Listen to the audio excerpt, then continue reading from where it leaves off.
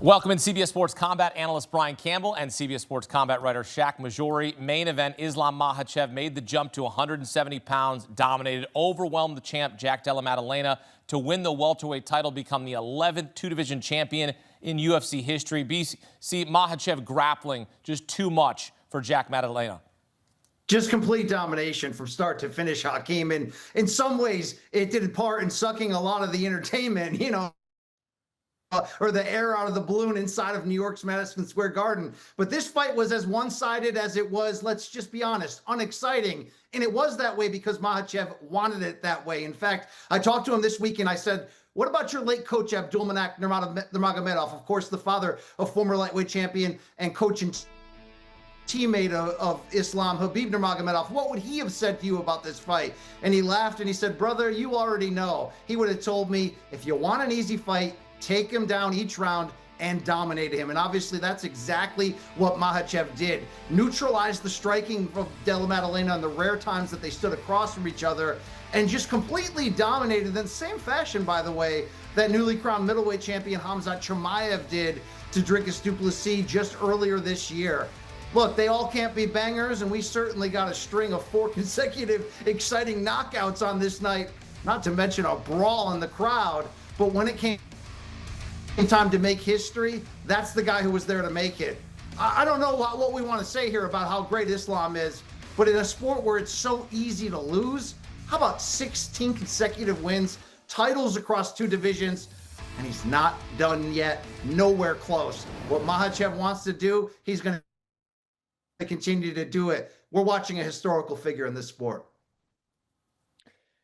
Heading into the fight, a lot of people said, well, Della Maddalena managed to stop most of Belal Muhammad's takedowns. Every time Belal took him down, he immediately got back up. So why can't he do that against Islam Makhachev? It was a very fair, important thing to assess pre-fight. But what we learned coming out of tonight is that, especially with wrestling and grappling, sometimes unless you have a very, very keen eye, you can't see the differences so much as you can feel them. Watching the way that Makhachev just absolutely crushed Della Maddalena took me back to a teenager in jiu-jitsu mats. Working with my instructor who, despite being 160 pounds, when he put his chest onto my chest, it felt like a refrigerator was on my chest. That's exactly what happened to Della Maddalena. You saw him grimacing a lot towards the end of the fight when he was beneath Makhachev. We don't know exactly why that was, but what really stood out to me, and Hakeem, you mentioned it during the highlights, whether it was an injury or whether it was this understanding that the fight was not going to go his way, Della Maddalena looked absolutely dejected. It seemed as if Makhachev had reached into his heart and yanked out his soul. Ben Vickers, JDM's coach, doing everything he could to sort of emotionally implore some offense out of his fighter, because when it came to technique, he just had no answers beyond knowing how to survive. Yeah, Della Maddalena's 18-fight win streak comes to an end. His first loss since 2016 certainly looked compromised in this fight. Ilia Topuria took notice. He became the 10th two-division champ in June. He had this to say about the fight on X, quote, Jack needs an entire camp dedicated just to wrestling. What a disappointment of a champion. You should go to Georgia to learn something. Islam, you need something. You can't train. Emotion. You're the most boring thing in this game. Every day I'm more certain I put you to sleep, end quote. BC, your reaction?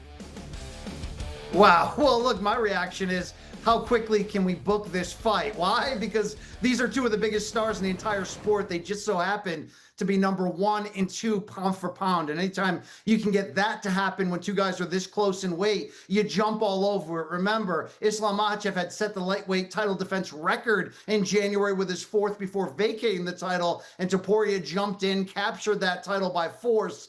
Could we see this fight at the White House? Look, it depends in the direction ultimately that the UFC wants to book that huge event. But would the fans be upset at 2 non-Americans who happen to be 2 of the best fighters we've ever seen? I know I wouldn't be. Whether that comes next or whether that's a fight that we build to, I hope we see it. Topuria has that potential to try to become a 3-division champion, which no one's done. But what Makhachev is doing right now is just straight dominance. My enthusiasm level for that fight could not be higher, guys. I mean, it's not just the fact that both have been so dominant in their respective divisions. It's the fact that both are now two division champions. It's the fact that Ilia Topuria knocks people out left, right, and center, and Islam Makhachev knows nothing but dominance. I can't think of the last time I've had this sort of appetite to see a super fight. Maybe not since George St. Pierre and Anderson Silva's legendary fight that never came to be. But I am curious if Islam Makhachev will take the bait. Not because he isn't a terrific fighter, not that he's scared, but once you see that you can succeed at a higher weight class, I can't imagine he's all that eager to start cutting back to lightweight. He can start to have a sustained run of dominance in a weight class where he's comfortable, where he has a skill set that works, and where he's not going to have to put himself through hell just to make 155 pounds. I think the wise decision for him would be to stay put. I don't think he has the sort of ego or bravado that's going to force him to move back down. But as a consumer, with UFC coming to Paramount in January, please, Islam, White House, Ilia Topuria, let's do it. Makhachev has now won 16 straight UFC fights, tied with UFC Hall of Famer Anderson Silva for the longest winning streak all time. Perhaps we see Islam Makhachev and Ilia Topuria at the White House in June. Title on the line in the co-main event. Valentina Shevchenko defeats Zhang Weili via unanimous decision to retain her championship. It was really never in doubt for the Bullet. Size playing a factor against Weili earns her 11th career title fight win, BC. What did you see from Shevchenko?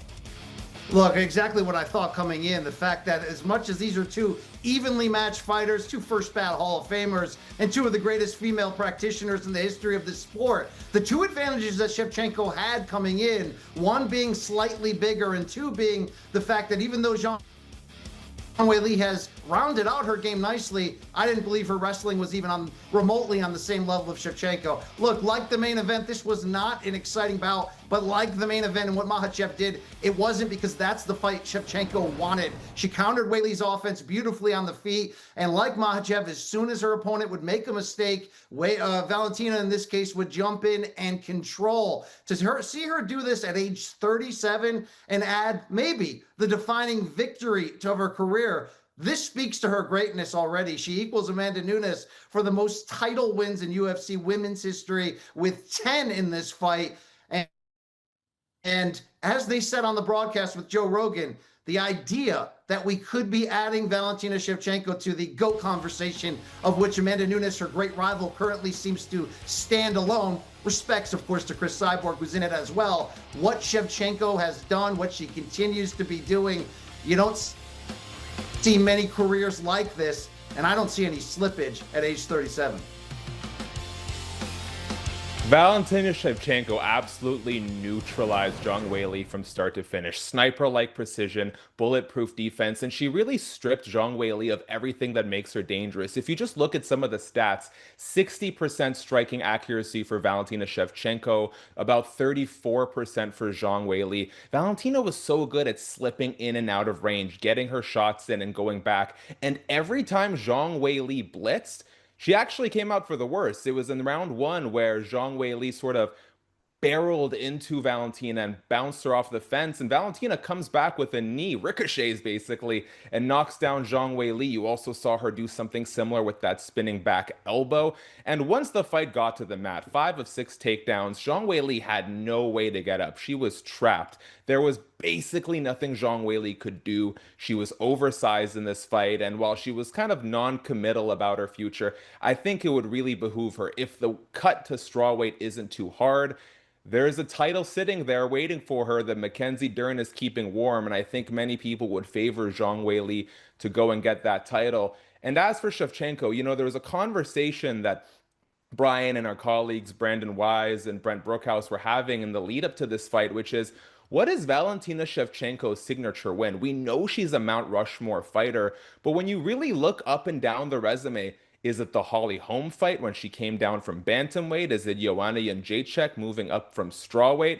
Neither of those fights, although, you know, victories over UFC champions really scream like marquee win.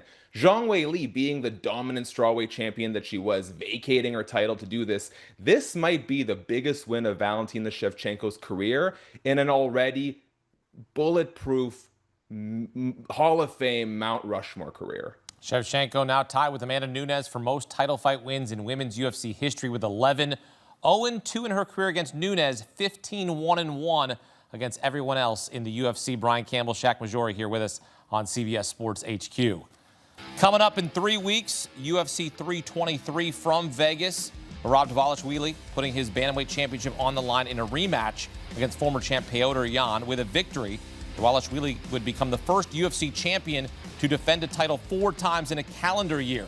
Title on the line in the co-main event. Alexandre Pantoja looking to defend his flyweight championship against the 24-year-old Joshua Van. This marks the final pay-per-view event of the year. UFC's new streaming deal with Paramount begins in January.